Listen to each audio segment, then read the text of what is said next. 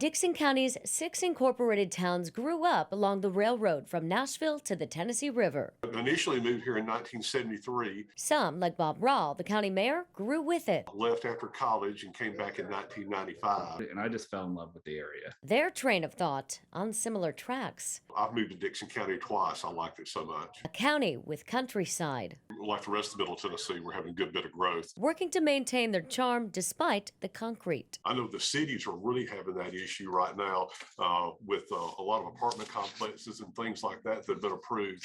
And if they were all to come to fruition simultaneously, it would be quite the issue. Driving through Dickson, you'll see these areas that used to be filled with trees just clear cut.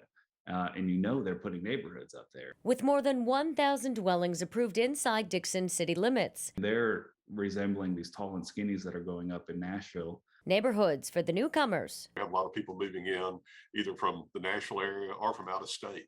Many gravitating toward Dickson, Burns, or White Bluff. White Bluff is going to be somewhere to watch. Yet Mayor Rawl says some of their unincorporated areas are seeing the most growth. There's plenty of land that's available out there. Builders taking notice. It's dominated by small builders, and I expect the larger builders to move in there in the next year or two. A lot of the builders are coming out to this area because land in relative terms is cheaper.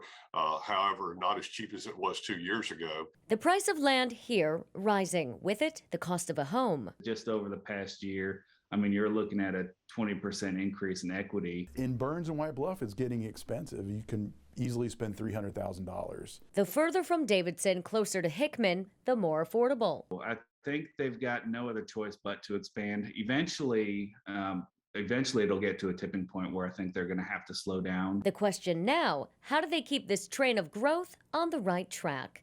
Erica Francis, News 2.